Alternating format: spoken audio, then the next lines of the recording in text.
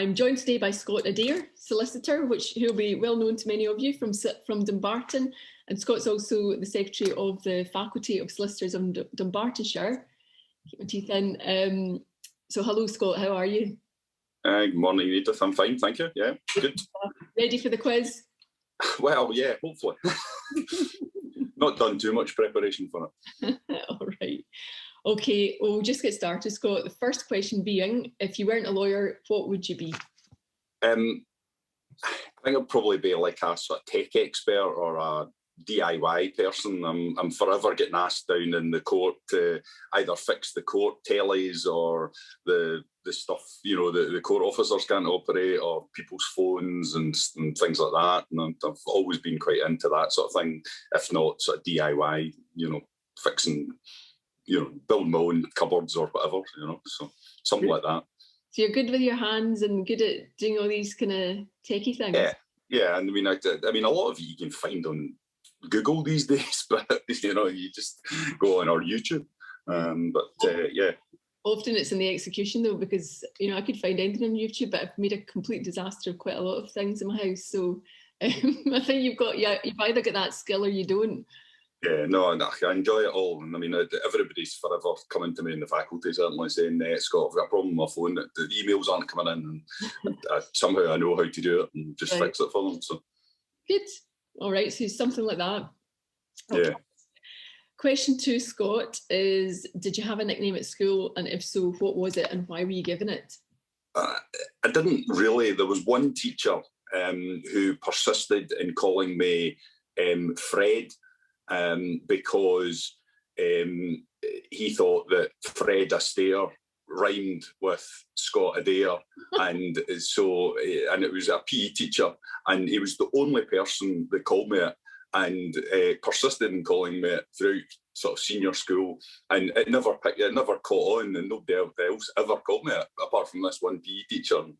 But yeah, so Fred Astaire was the closest I ever got to a nickname. Is that right? I must say I found that quite funny. Fred Adair, Scott Adair. Yeah, well, you never know. You might then start. I mean, I would have thought I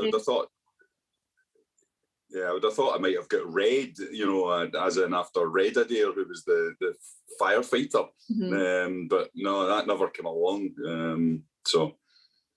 All right. Okay. Question number 3. What was your first job?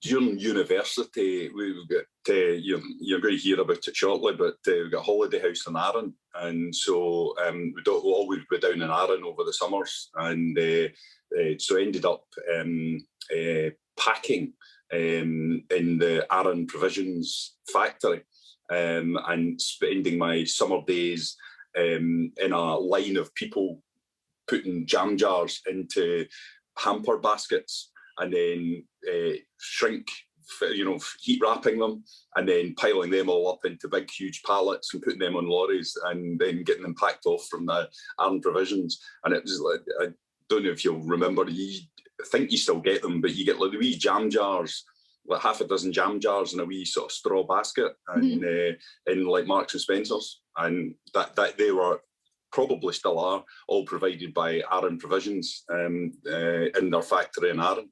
And it all comes out with Marks and Spencer's labels, boots, you name it. It was all jam and stuff like that provided from there. So sore fingers from elastic bands, putting the wee paper covers on the jam jars with the elastic band. That's all done by hand. So yeah. So what? But it was good fun. It was good fun. Yeah. When did you start? 19. Yeah, 19, something like that. First year uni, so 19, 20. And I did it for like, because they were always doing, and that was all the Christmas stuff they were doing at that stage, you know, so it was all done in the summer, but packed and stored for Christmas. And so you were doing like your chutneys and all your mincemeat things in the summer.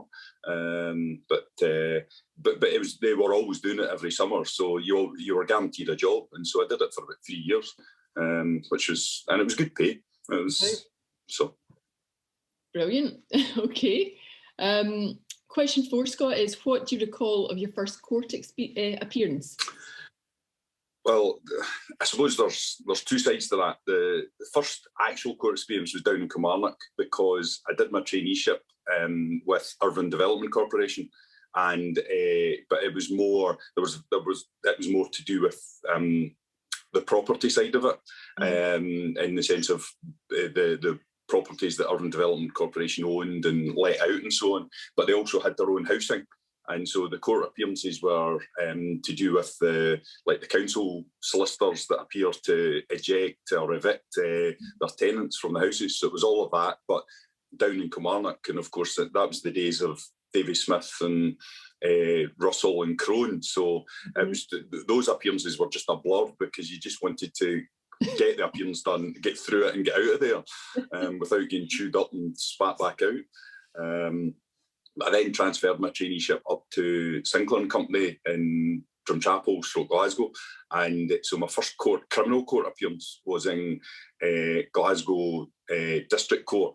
And Jerry Sinclair was there to make sure I got it all right. But all I had to do was stand up and say not guilty for this wee 60-year-old lady that was pleading not guilty to a new complaint calling careless driving and so on. Yeah. And I remember standing up before she was identified, standing up, getting ready to go, and Jerry's trying to pull me back down again, saying you're going too early, But well, that's amazing. I actually worked in that office in Drumchapel, but by that time it had become Sinclair McCormick and Justy Martin. So they had an office, I'm trying to think where else. Duke Street. Yeah, Duke Street, and then they had Jerry's office because he'd gone off to do something. So I lasted there for a year, and lasted is the word, because I don't know that I was completely au fait with what I was meant to be doing, but I kept the place afloat for a year. I was going to say a nice wee office. It was the staff were nice, and it was quite interesting. It's quite a mix of types of work that they had going. No, that was whilst I was there as well. So they'd become Sinclair McCormick, Justy Martin while I was there. Right. And I think Jerry had always had his sort of contacts with McDonald McCormick, Justy Martin, which is the original firm. And then they amalgamated. So what office was that then you were in? Was that the one up at the top of the hill, or was it the Summerhill Road one? Ah, you're right. There were two. That's why I was getting confused. It was the Duke Street, and then there were two in Drumchapel. Yeah. So I kind of went between both. Right. So they still had both of them. Managed to keep it afloat. Didn't make any huge disasters while I was there, but I was only there for a year. So it was both. Yeah. Mm-hmm. Yeah, they were good offices, and they were busy. Yeah, they were. Yeah. I'd come from. Where had I been? Oh no, I'd worked at Digby Brown before that, but before that, the other kind of similar office I'd been in was Burnbank in Hamilton, and I must say, I much preferred Drumchapel. I was going to say, Digby Brown to Sinclair McCormick, mind you, Drumchapel, that was it. I obviously was just drawn back to these type of offices because I did not enjoy working at Digby Brown, sitting at a desk all day. So no, that's interesting. Didn't know that, Scott. Question number 5 is, who is or was your most inspiring colleague? I suspect probably Kenny Clark, my former business partner. I mean, he was just so good at his job in terms of how he did it. He was absolutely organised with how he did his, all the cases. He was always well prepared. He was brilliant at getting files properly feed for the purposes of legal aid board and so on. You're making sure that you maximise the fee you could get, but he was also brilliant on his feet. It was just, and you see that now going forward in terms of him doing his after dinner speaking and stuff like that. But he was very, very good on his feet with whether it was a trial, deferred sentence, or whatever. So, I mean, I learned a lot from him in terms of how to, do things. So, suspect probably him. Sorry, my dog's barking in the background. Also, a good laugh, Kenny. So that helps too, doesn't it? Oh, absolutely, and just full of stories. In terms of a lot of what he does in his after dinner speaking is, just telling true life stories that you and I sort of laugh at. And people say, nah, that didn't really happen. But in actual fact, yes, it did, and it's the line of work that we're in, isn't it? That it's almost like episodes from Still Game, but we're seeing it on a daily basis. Yeah, absolutely. I actually, it even have been the last Burn Supper that I spoke at was with Kenny, and we were in, where was it? Alloa Town Hall, I think, and it was a great night, but it was pretty. Wasn't it? I was going to say wild, but it wasn't wild. But it was good. It was kind of a good laugh, and Kenny certainly had the crowd absolutely roaring and laughing with all sorts of stories just like that. You know, court stories, observations. Yeah, it doesn't use a swear word at all night, and yet it is just as funny. You know, where some comedians and stuff like that you see are, you know, their only thing is to basically swear, and that's what how they make people laugh. You know, but he can do it either way. You know? Yeah, absolutely. Well, hopefully he's watching this, so I hope he's doing well. And take it, keep in touch with Kenny. I'll send it to him. Yeah, absolutely. Good stuff. All right. Question 6, Scott, how do you define success? This is a slight, well, I suppose a personal one, to break my handicap at golf. So I've always played golf, and you know, at a reasonable standard, but it's not very often that I will necessarily break my handicap. So just because it's quite difficult to do. So I suspect that is a wee slight funny, but yeah, breaking handicap at golf, I would say, would be a success. Okay, you're going out today, I think. So you're going to later on this afternoon. Not to play any medal or anything like that. Just a wee fun game. Right. Well, a few holes in the weather. I'm just settling out there, and it's a wee bit drizzly, but it should be okay. Yeah, never rains in the golf course, does it? No, absolutely. Question number 7 is your favourite holiday destination? Well, I've already kind of alluded to Arran. I've always been down there I've been going since I was 3 months old. Mum and Dad took me down as a baby, and they had been going for a couple of years before that because Mum and Dad had gone down there for a number of years before I was even born. So the family have now got a holiday house down there, and so every chance we can get in terms of holidays, there'll be somebody will be down there, and nobody's been down for quite some time in the current circumstances. But so yeah, Arran, and if not Arran, Portugal probably. Sort of get an affinity to Portugal as well, than going to Algarve. But that's probably more to do with the golf than than anything else. Yeah, that's strange, but I've got memories of holidaying in Arran and absolutely loved it. And Portugal as well is my favourite, but dear knows when we'll be going abroad. No, I know. But oh well. And whereabouts in Arran is it you go to? We always used to go, the house that Gran and Papa, Mum's mum and Dad used to take as first 2 months over the summer was always in Whiting Bay.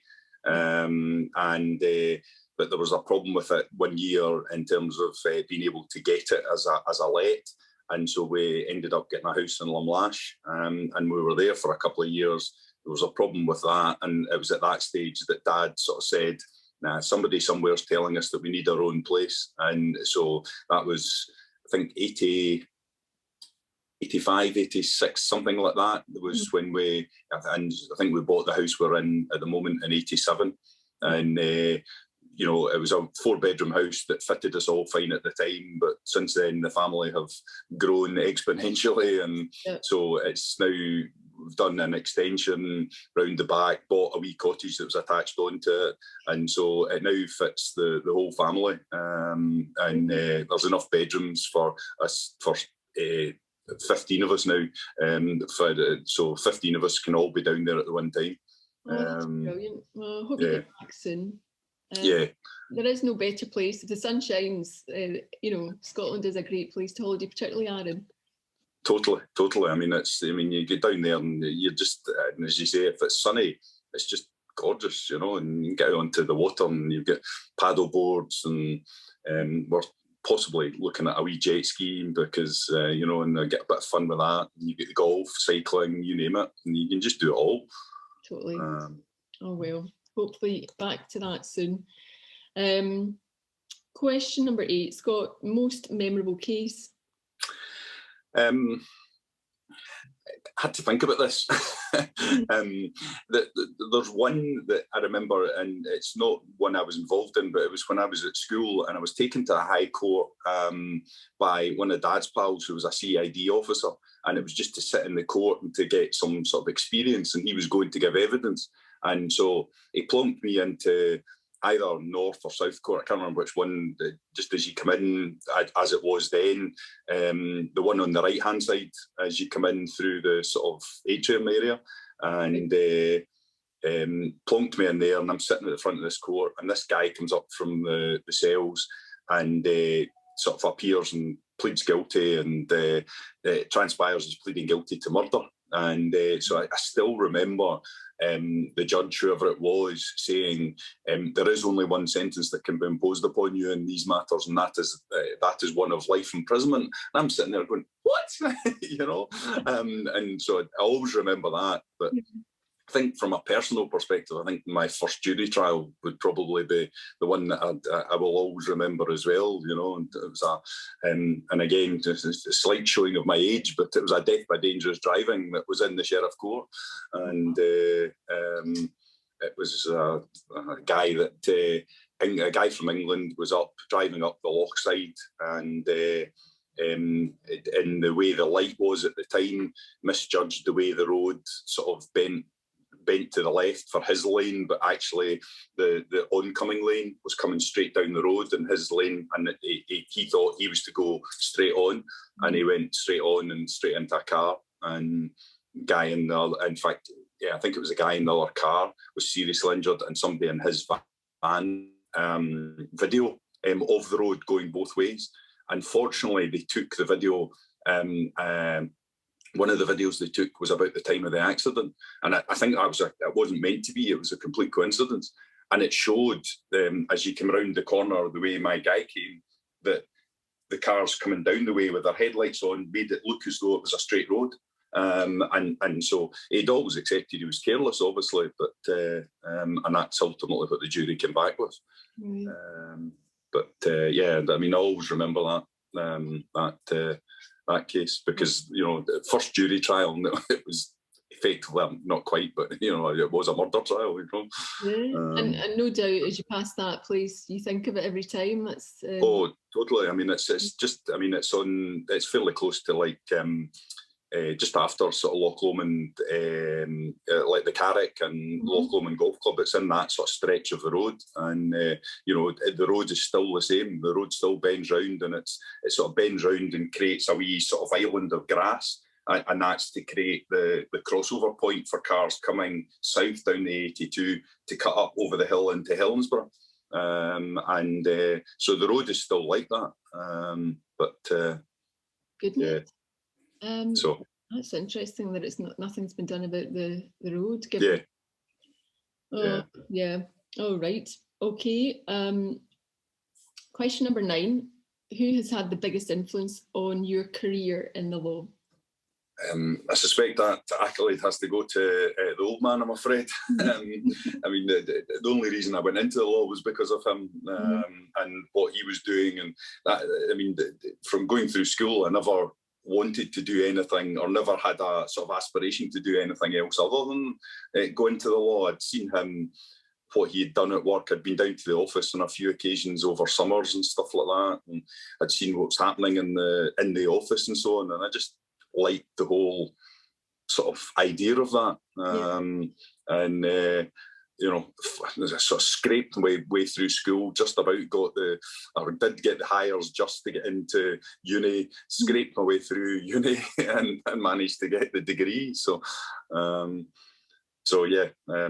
think that would probably be Dad. And he was always there, you know, and always has been there and still is, you know, in terms of willing to give advice and assistance no matter what the situation is. Yeah. And was it always kind of predominantly criminal law that you wanted to do?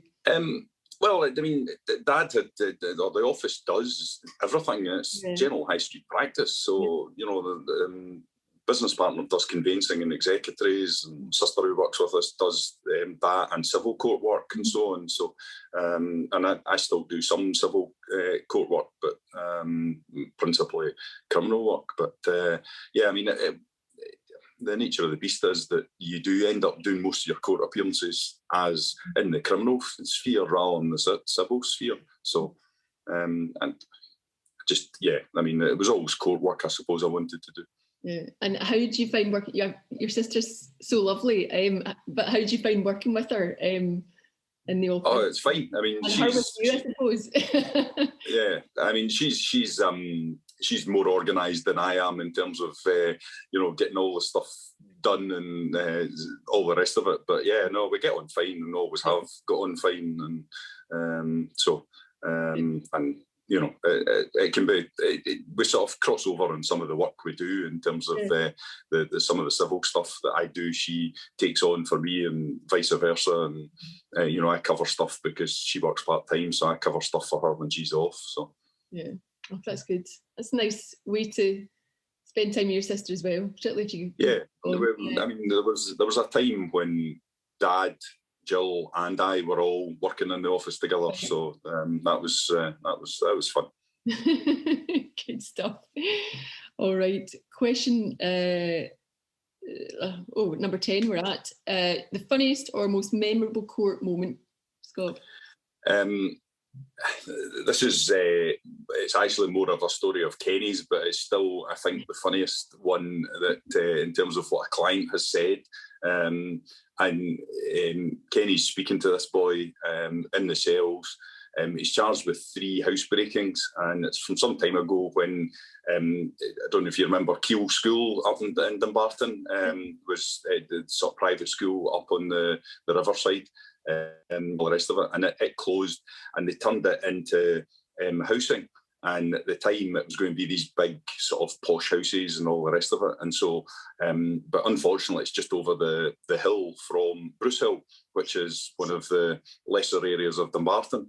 And so those that worked out that they might be able to make a bob or two from some of the copper piping and so on that was going to be around in these new houses were over the hill and into some of the new houses as they were getting built.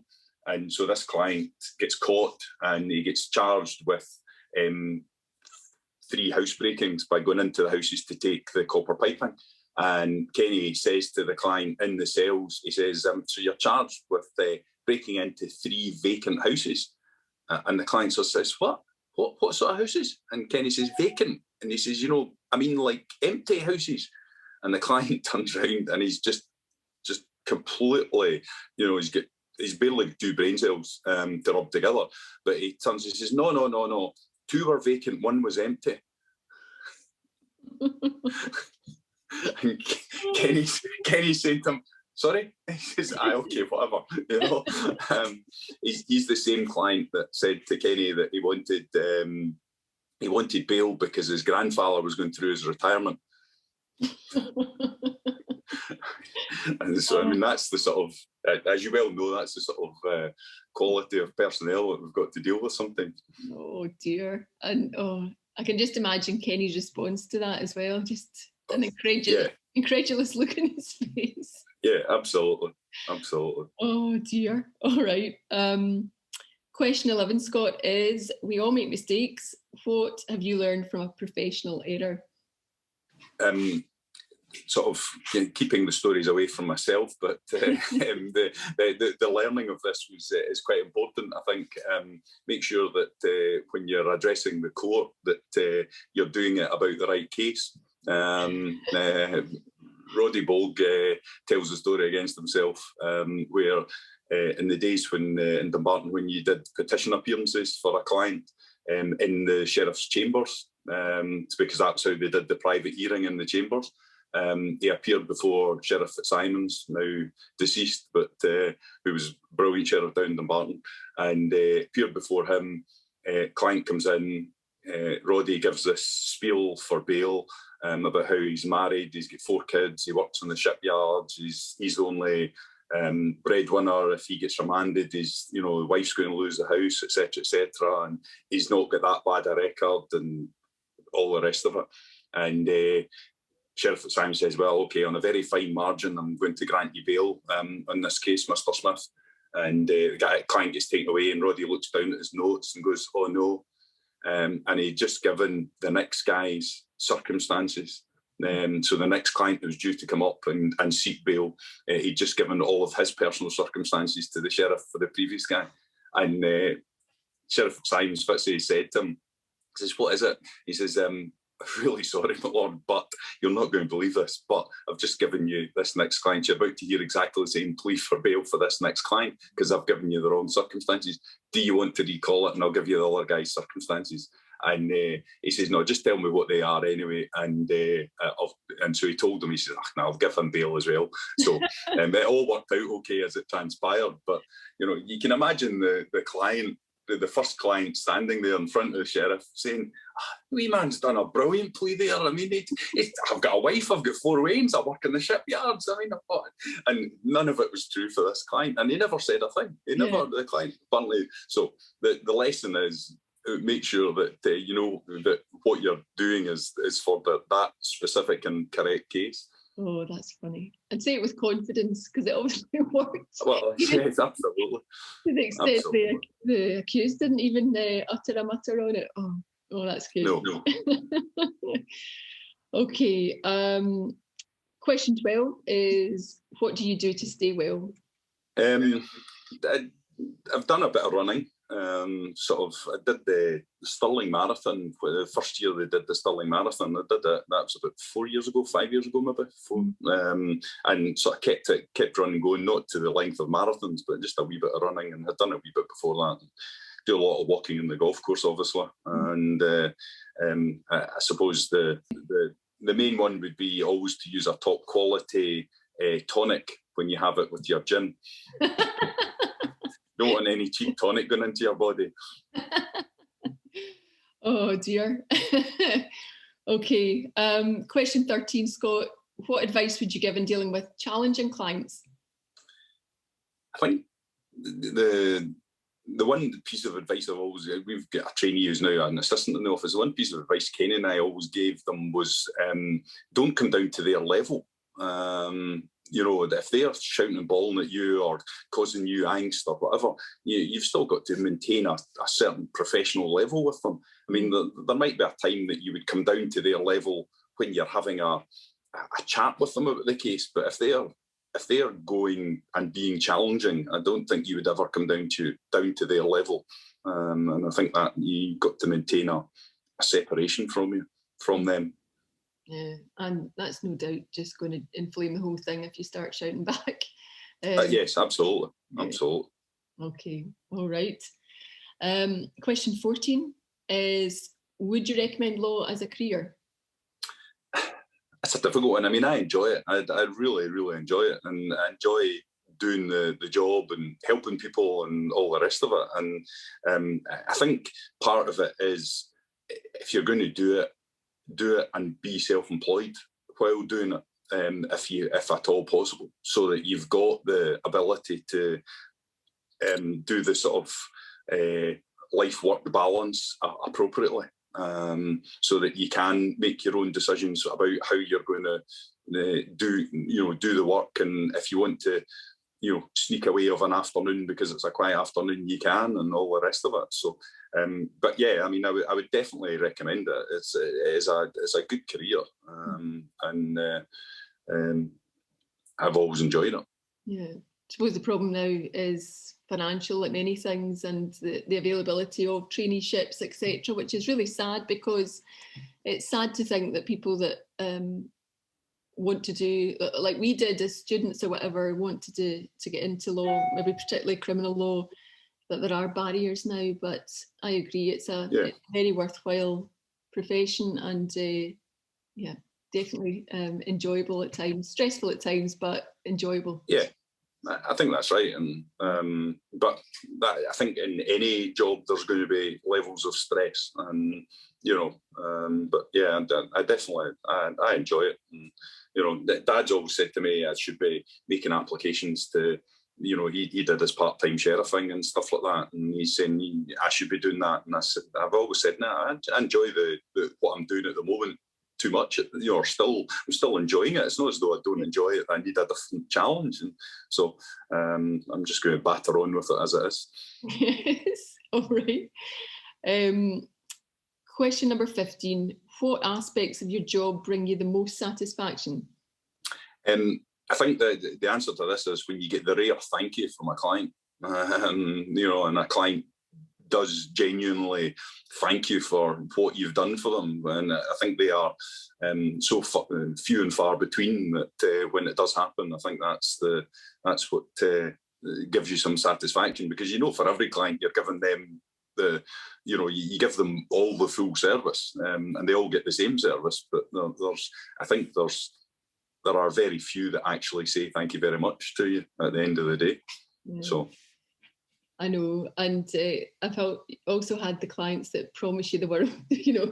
I'm going to get you this, and I'm going to buy you this, and then off they go. Not that you would be taking gifts, must say.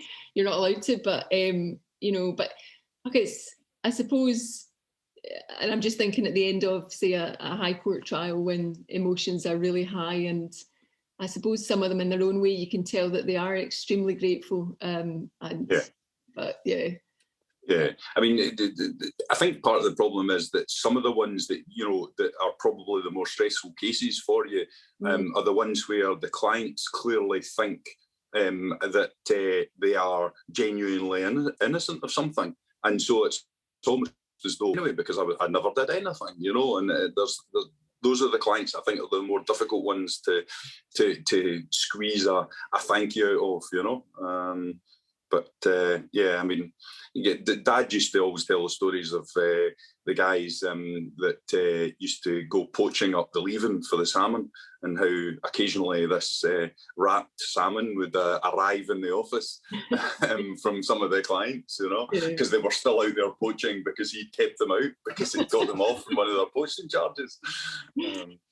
Salmon had a big rip up its stomach from where it had been jigged out the river, but.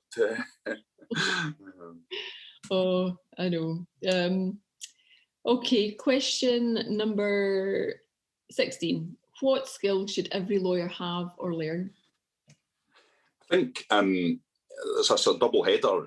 Firstly, to think on your feet, because you're up there, you're addressing a sheriff or a judge and saying you've got a sort of plan of how you're doing it, and you'll get questioned in the middle of that, and you might have to change your sort of tact as to how you're approaching things. So I think you've got to be able to think on your feet and not just have a pre-planned approach to things. Whether it's the deferred sentence and the sheriff, you've got this big long plea to do, and the sheriff stands up and you stand up and he says, I was thinking about a community payback order, and you go, oh, okay. And you've just got to say, yes, my client's well aware of that, and sit down again. Yeah. I've seen people stand up and still ploughing on, trying to get through everything that they want to say, and the sheriff's sitting there going, oh, what's this? So I think you've got to, it's the double header is think on your feet, but be able to adapt to what's happening in to the circumstances of the case. Yeah, absolutely. No, that's good advice. Question number 17. Favourite chocolate bar? Slightly left field one, a dark chocolate bounty. Right, that could be the first dark chocolate bounty we've had on the quiz. Yeah. Okay. Bounty's not very popular at all. I mean, I quite like a bounty. I don't know about the dark chocolate, but I quite like dark chocolate. So like like a dark chocolate ginger biscuit or something like that. But I think it's the dark chocolate bit. I like a dark chocolate bounty. Right, interesting. Okay. Question 18 is: what job would you be terrible at? Singer. Totally tone deaf. So you just would not want to hear me singing at all. Yeah. Okay, all right. Usually people say things like anything to do with your hands, but obviously we've established at the start you're good at that. So yeah, well, yeah. Yeah, no, singing. I sort of was immediate. I couldn't think of anything, but I was going to say painting or something like that. But yeah, no, singing would definitely do it. Have you ever been known to get up in a karaoke to give it a go? Well, not individually. I'll be there with the boys when the boys' golf trips or whatever. We'll all be singing away, and I'll be sort of mumbling quietly in the background. Oh dear. Okay. Question 19. Your favourite animal, and it says if you have a pet, you have to make an appearance. Not yet, but it would be a dog. Mum and Dad had golden retrievers. They had sort of 3 golden retrievers over a period of time, and so I really like golden retrievers. But I'm hoping to aim to get a dog at some point soon. Oh, very good. All right. So we've come to the end of the quiz, Scott, with the last question. Which is, what question should we have included? I swayed between what's your favourite drink and who's the best sheriff you've appeared in front of. Oh. So I ended up going with the best sheriff you've appeared in front of. What's it? And I knew that would then be the follow-up, so I was prepared for that. Probably Simon Fraser. In Dumbarton, who was still is, but was an absolute gent on the bench. You know, never was rude to you, never got grumpy with you, no matter how bad you were. Saying things like just total gent on and off the bench. Yeah, absolutely. So yeah, that's a rare skill, isn't it? Because as we know, the bench can take some people in different directions, some, prizes in a good way, others in a bad way. But to be just polite and respectful, regardless of how you're actually feeling or what's happening, is a very rare thing indeed. And he's a really lovely man, Simon Fraser. Yeah.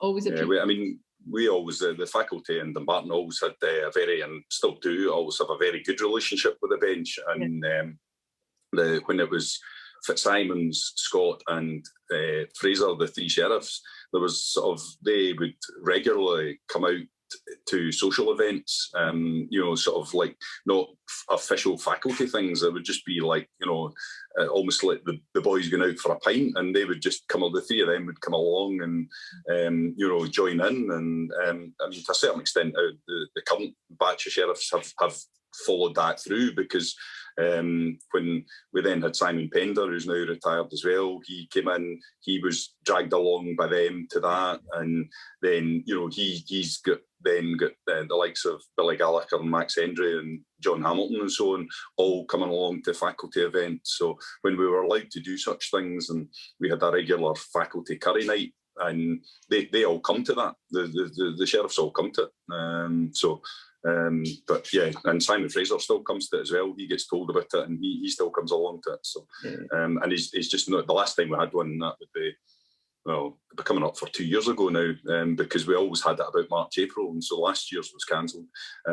But he was there 2 years ago, and still having his pint, having his fags, and all the rest of it. So yeah, no, that Dumbarton's always been renowned for having a lovely bar and bench, and it seems to work well, but even with the change in personalities. But I certainly, when I think of Dumbarton, I think back to the days of going down there and Simon Fraser and that remarkable